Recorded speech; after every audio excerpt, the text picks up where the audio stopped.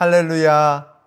2025년 11월 14일 금요일 가정에서 함께 드리는 새벽 예배 자리로 나오신 성도님들을 주님의 이름으로 축복하고 환영합니다. 이 시간 우리의 신앙을 함께 고백하며 예배의 자리로 나아갑니다. 나는 전능하신 아버지 하나님, 천지의 창조주를 믿습니다. 나는 그의 유일하신 아들 우리 주 예수 그리스도를 믿습니다. 그는 성령으로 잉태되어 동정녀 마리아에게서 나시고 본디오 빌라도에게 고난을 받아 십자가에 못 박혀 죽으시고 장사된 지 사흘 만에 죽은 자 가운데에서 다시 살아나셨으며 하늘에 오르셔 전능하신 하나님 우편에 앉아 계시다가 거기로부터 살아있는 자와 죽은 자를 심판하러 오십니다. 나는 성령을 믿으며 거룩한 공교회와 성도의 교제와 죄를 용서받는 것과 몸의 부활과 영생을 믿습니다. 아멘. 기도하겠습니다. 우리의 삶을 주관하시는 하나님, 오늘 주의 말씀을 따라 우리도 주님을 바라보며 믿음으로 그 길을 걸을 수 있도록 이 시간 주님께서 함께하여 주시옵소서. 주님 앞에 간구하며 기도하는 제목들 주님께서 응답하시고 또한 그 뜻에 따라 하나님께서 가장 좋은 것으로 우리에게 허락하시며 인도하신다라는 믿음과 확신을 갖고 감사함으로 나아가는 복된 하루가 되게 하여 주시옵소서. 예수 그리스도의 이름으로 기도합니다. 아멘. 오늘 우리에게 주시는 하나님의 말씀은 여호수아 3장 1절에서 8절까지의 말씀입니다. 제가 하나님의 말씀을 봉독하겠습니다. 또 여호수아가 아침에 일찍이 일어나서 그와 모든 이스라엘 자손들과 더불어 시딤에서 떠나 요단에 이르러 건너가기 전에 거기서 유숙하니라. 사흘 후에 관리들이 진중으로 두루다니며 백성에게 명령하여 이르되 너희는 레위 사람 제사장들이 너희 하나님 여호와의 언약궤 매는 것을 보거든 너희가 있는 곳을 떠나 그 뒤를 따르라. 그러나 너희와 그 사이 거리가 2000 규빗쯤 되게 하고 그것에 가까이 하지는 말라. 그리하면 너희가 행할 길을 알리니 너희가 이전에 이 길을 지나보지 못하였음이니라 하니라. 여호수아가 또 백성에게 이르되 너희는 자신을 성결하게 하라. 여호와께서 내일 너희 가운데에 기이한 일들을 행하시리라. 여호수아가 또 제사장들에게 말하여 이르되 언약궤를 메고 백성에 앞서 건너라 하매 곧 언약궤를 메고 백성에 앞서 나아가니라. 여호와께서 여호수아에게 이르시되 내가 오늘부터 시작하여 너를 온 이스라엘의 목전에서 크게 하여 내가 모세와 함께 있었던 것 같이 너와 함께 있는 것을 그들이 알게 하리라. 너는 언약궤를 맨 제사장들에게 명령하여 이르기를 너희가 요단 물가에 이르거든 요단에 들어서라 하라. 아멘. 이것은 하나님의 말씀입니다. 지난 여호수아 2장 마지막 부분에 정탐꾼들은 가나안 백성이 두려워한다라고 여호수아에게 보고하였던 모습들이 등장합니다. 이를 들은 이스라엘 백성들과 여호수아는 가나안 땅을 향해 나아가는데요. 이들은 함께 시딤에서 떠나 요단강까지 이르게 되죠. 희망찬 마음으로 그 길을 걸었던 이스라엘 백성들 앞에 강줄기가 놓여 있게 됩니다. 그리고 그들이 가던 길을 또 가로막았을 때 요단강 앞에 서 있는 이들의 마음은 어떠했었을까요? 두려움도 있었겠지만 본인의 선조로부터 들었던 홍해의 이야기들, 그리고 홍해에서 인도해 주셨던 하나님의 이야기가 이제는 그들에게 떠올랐을 것입니다. 과거 선조들이 그 홍해 앞에 서 있을 때의 두려움과는 다른 마음이었을 것이죠. 무엇보다 그들의 마음 중심에는 지금까지 어려운 일도 많았지만 지금 여기까지 인도해 주신 하나님, 그리고 그들의 앞길도 인도해 주실 것이다 라고 하는 하나님에 대한 그 신뢰가 그들 마음속에 있었던 것이죠. 가나안으로 들어가는 가운데 끝이 보이는 그 시점에서 백성들의 마음은 흐트러지지 않습니다.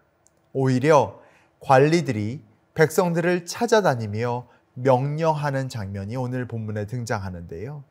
무엇을 명령하고 있습니까? 3절을 보니 너희는 레위 사람 제사장들이 언약궤 매는 것을 보거든 너희가 있는 곳을 떠나 그 뒤를 따르라. 그러나 너희와 그 사이 거리가 2000 규빗쯤의 거리를 두어라 라고 하면서 그 언약궤에는 가까이 가지 말라라고 이야기를 해주죠. 하나님의 임재를 상징하는 이 언약궤를 가까이 하거나 만지게 되면 생명을 잃게 되기에 주의함을 이야기한 것입니다.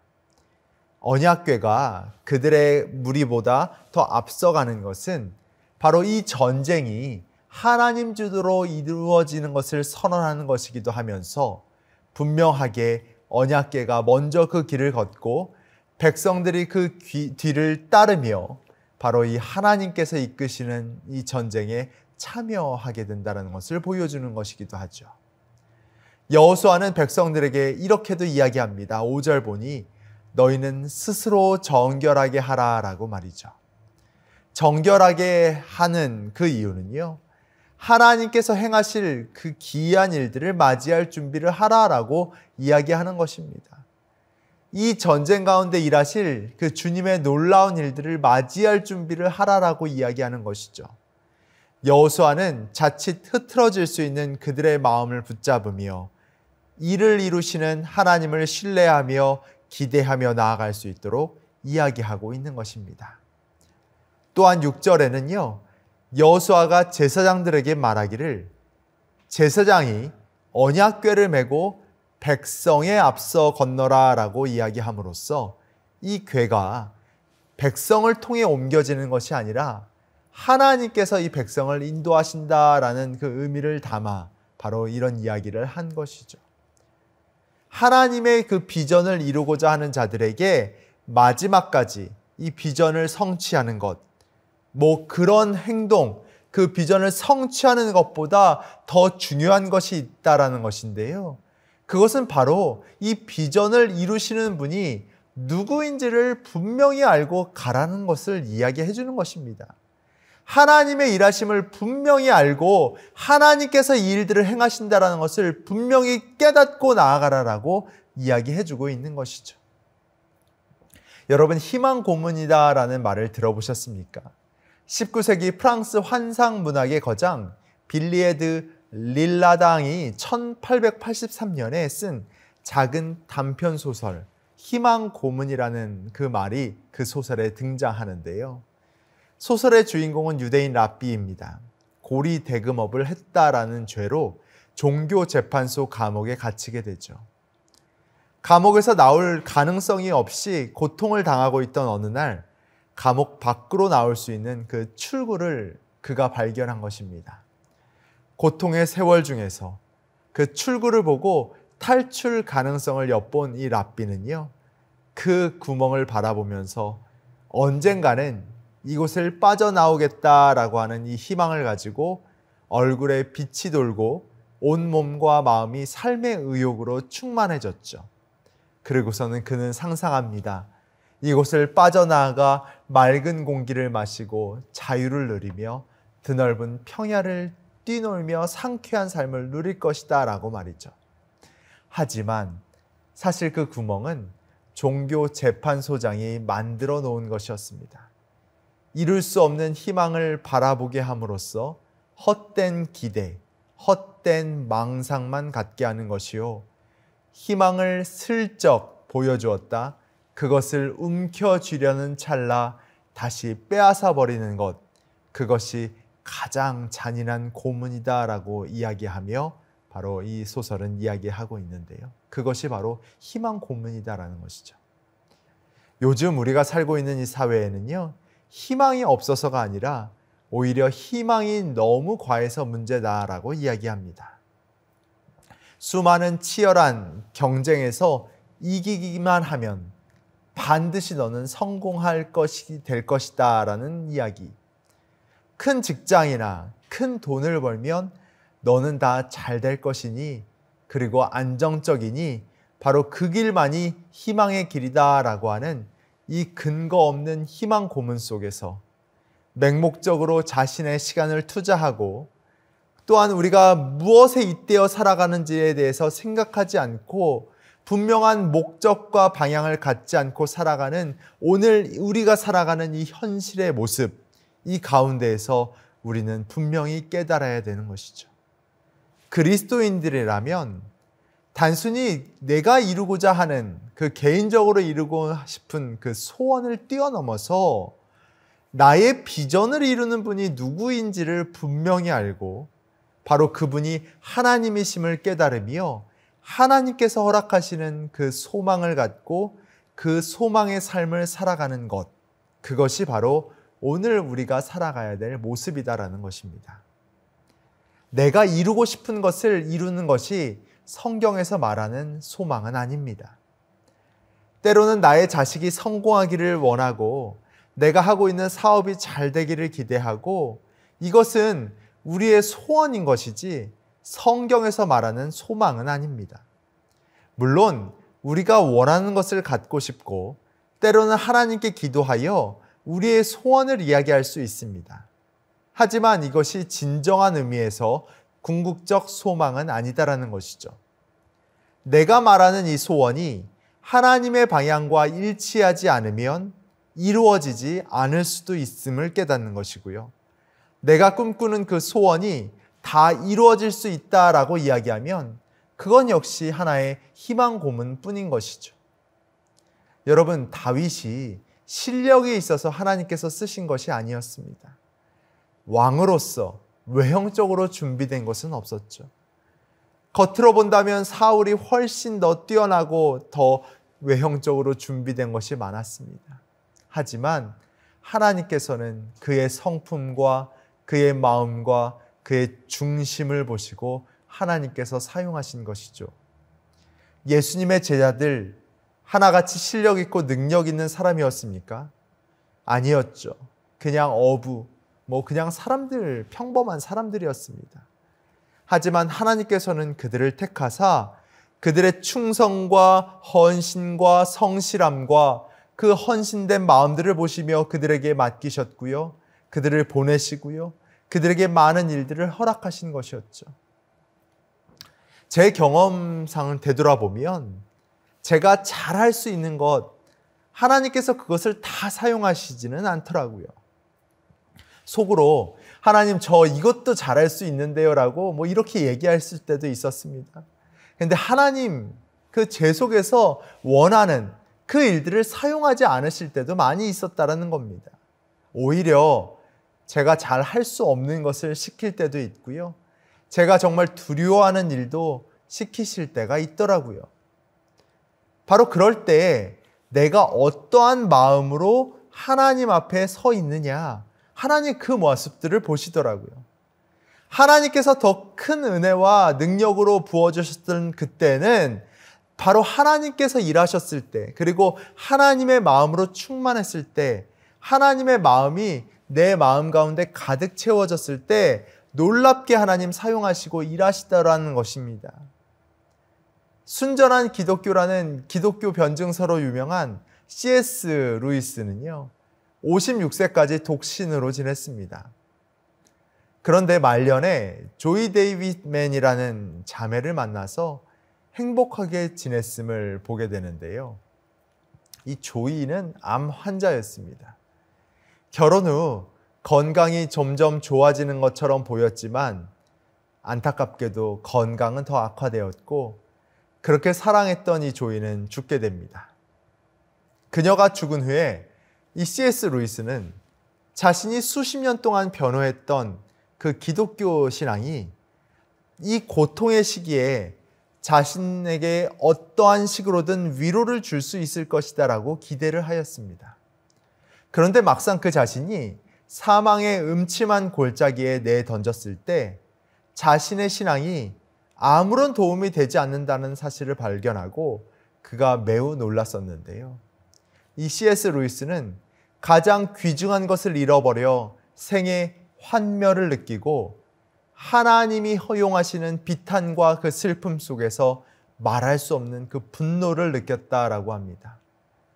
그러나 루이스는 거기서 머무르지 않았고 그는 그런 부정적인 감정, 하나님을 부인하는 그 감정에 함몰되지 않고 오히려 바로 그곳이 자신이 갈 길인 양 사망의 음침한 골짜기 안으로 점점 더 깊이 들어갔고요. 그러면서 그는 발견했던 것이 있다는 것입니다. 즉 자신이 그 고통에 대한 극단적인 반응이 객관적 현실에 대한 것이라기보다는 자신의 기대감에서 비롯되었다라고 하는 사실을 깨닫게 된 것이죠. 자신의 무모한 기대감, 하나님보다 더 높고자 하였던 그런 마음들, 하나님의 생각을 내가 알 수 있다라는 그 오만함과 이기심이 자신을 비탄의 길로 인도한다라는 것을 그는 깨달았던 것입니다. 그리고서는 이 C.S. 루이스는 하나님의 이름, 하나님이 보여주시는 그 놀라움이다라고 하는 것을 발견하게 되는데요. 그는 인간 이성 너머로 계신 그 초월자 하나님께서 유한한 피조물에 불과한 우리가 하나님께 기대하고 예상했던 그 시간과 방식으로 역사하지 않는다라는 그 사실을 그는 깨닫게 된 것입니다. 그러면서 그는 그의 슬픔을 적은 헤아려 본 슬픔이란 책 후반부에 이렇게 이야기를 하는데요. 마치 이사야 선지자의 나의 길은 너의 길과 다르다라고 하는 그렇게 말씀하셨던 것을 들은 것처럼 바로 있는 현실 그대로를 수용할 수밖에 없다라는 것, 그리고 그것이 하나님의 일하심을 신뢰하며 나아갈 때 그것이 우리에게 분명히 말씀해 주시는 하나님의 음성이다라는 것을 그는 들었다라는 겁니다. 중요한 것은 이 역사를 이끌고 우리의 고난과 아픔까지도 이해하고 수용하는 분이 주님이심을 인정하고 그분을 온전히 믿게 될 때, 그분이 우리의 아버지 되시사 우리를 인도하시고 사랑하신다라는 그 사실을 알고 깨닫고 믿고 됐을 때 그는 지금 내가 이루어지고 있는 그 슬픔과 아픔들, 그리고 이 상황 속에서 이루어지는 일들을 받아들이며 하나님 앞에 엎드릴 수밖에 없었다라고 한다는 것이죠. 정말 중요한 것은 하나님, 그분이 우리 삶을 주관하신다는 것을 바르게 믿고 또한 그렇게 살아갈 수 있어야 한다는 것입니다. 바르게 믿지 않으면 우리는 이렇게 생각할 수밖에 없다는 거예요. 우리의 소원이 이루어지지 않는다면, 바르게 믿지 않는 경우에, 하나님을 바르게 믿지 않으면 하나님이 들어주시지 않는구나, 하나님 안 계시는구나 라고 불평할 것이고, 만일 내가 소원하는 바가 이루어진다면 그 소원하는 바를 통해 우리에게 말씀하고자 하시는 하나님의 계획과 인도하심이 있음에도 불구하고 그것을 우리는 마치 간과하며 마치 내가 그것을 이룬 것처럼 교만한 모습을 보이게 된다는 것이죠. 비록 내 소원은 이루어지지 않는다 할지라도 우리를 사랑하시는 하나님 아버지 그분께서 우리에게 가장 최선의 것을 주실 것이다라는 믿음과 확신을 가지고 바로 지금 이 상황, 이 힘들고 어려운 상황이 언제 끝날지는 알 수 없지만 하나님의 그 약속을 신뢰하며 기다리는 것, 그것이 진정한 희망이다라고 우리는 이야기할 수 있는 것이죠. 요단강 앞에 서 있는 이 이스라엘 백성들에게 필요했던 것은 바로 하나님 역사에 내가 참여하는 것임을 아는 것이요, 이 모든 길의 주권자는 하나님이심을 기억하며 그 약속을 믿고 길을 걸어야 했다라는 것입니다. 그리고 하나님을 신뢰하며 그 길을 걸을 때 그들에게는 놀라운 하나님의 역사와 하나님 약속의 성취의 선물이 있었음을 분명히 보여주는 것이다 라고 이야기할 수 있죠. 그들의 부모님, 그들의 조상들은 어떠한 마음으로 그 기나긴 광야의 시기를 보냈을까요? 얼마나 많은 애굽 사람들이 이스라엘 사람들을 조롱했겠습니까? 그렇게 광야에서 고통스러운 삶을 살기보단 그냥 애굽의 종살이로 살아가는 게 더 낫지 않겠냐라고 그렇게 조롱했겠죠. 매일 그렇게 고난의 광야에서 그렇게 고생하며 사는 것이 좋겠냐라며 얼마나 비난과 조롱들이 있었겠습니까? 한 치 앞도 보이지 않는 그런 땅에서 매일 똑같은 만나와 메추라기를 먹으며 눈물을 훔치며 살아갔던 그들의 모습. 그런 모습 속에서도 그들이 버틸 수 있었던 것은 바로 하나님 언약의 약속, 그것이 분명 우리에게 주어졌을 때 하나님은 반드시 그 일들을 성취하고 또한 그 약속을 믿고 나아간 자는 결코 넘어지지 않고 하나님께서 기뻐하시는 길로 나아가신다라는 그 확신을 갖고 그들은 그 길을 걸었던 것이죠. 이들은 요단강을 넘어 결국 길갈이라는 지역까지 들어갑니다. 애굽의 수치를 너희에게서 굴러가게 하였다라고 하는 그런 용어의 뜻이 담긴 길갈이라는 지역까지 이르고 바로 믿음의 조상이었던 아브라함을 통해 말씀하셨던 하나님의 약속, 그것이 단순한 희망 고문이 아니라 분명히 성취되는 놀라운 일임을 분명히 보여주게 되는데요. 창세기 12장 2절에 보니 내가 너로 큰 민족을 이루고 너에게 복을 주어 내 이름을 창대하게 하리니, 창세기 12장 7절 약속에는 여호와께서 아브라함에게 나타나 이르시되 내가 이 땅을 너희 자손에게 주리라 하신지라 라고 말씀하셨죠. 이 창세기의 약속이 드디어 요단강을 넘어 길갈에서 그 가나안 땅에 들어가서 성취된 것이죠. 하나님께서는 그 땅을 바라보며 계속해서 그 약속을 상기시키십니다. 죄렌 키에르케고르라는 철학자는요, 절망의 반대는 희망이 아니라 신앙이다 라고 이야기하였습니다. 죽음에 이르는 병인 절망에서 벗어나기 위해서는 그저 잘 될 것이다 라고 하는 막연한 기대로는 안 되며, 절망을 벗어나려면 믿음 외에는 다른 방법이 없다라고 결론을 지었죠. 주님께서 말씀하셨습니다. 내가 너의 그런 수치를 내가 벗어나게 하겠다. 내가 굴러가게 하겠다. 이것은 절대 희망 고문이 아니라 확실하고 확신한 우리에게 소망을 부어주시는 하나님의 약속이고요. 그리고 하나님께서는 그 일들을 믿고 따르는 자들에게 그 일들을 반드시 말씀으로 성취하게 하셨고, 또한 우리의 역사의 일부분에, 또한 시간의 일부분에 하나님께서 온전히 그 일들을 이루게 하여 주시사 분명히 말씀하신 그 일들을 성취하게 하셨고, 또한 감사로 고백할 수 있도록 나아가게 하셨다라고 하는 사실. 사랑하는 동양 선교교회 여러분, 우리는 참 힘들고 어려운 이 시점 속에서도 주님 앞에 시간을 들여 온전히 기도하며 나아갑니다. 그리고 말씀을 듣고 그 약속을 신뢰하며 나아갑니다. 그것이 때로 누군가는 헛된 일이다라고 이야기를 할 수 있지만 절대로 그 일들의 그 마음을 빼앗기지 마시기 바랍니다. 중요한 것은 하나님 그 일들을 다 들으시고 하나님의 때에, 하나님의 시간에 분명 하나님의 일들을 이루실 것이다 라고 하는 그 놀라운 약속의 성취를 우리가 기대하며 그 소망을 품고 오늘을 걸어가야 되지 않겠습니까? 하나님께서는 힘 주시고 능력 주시며 우리를 위로해 주시고, 또한 우리가 갖고 있는 이 소망, 주님을 바라는 그 놀라운 일들이 헛된 것이 아니다라고 확신으로 말씀해 주십니다.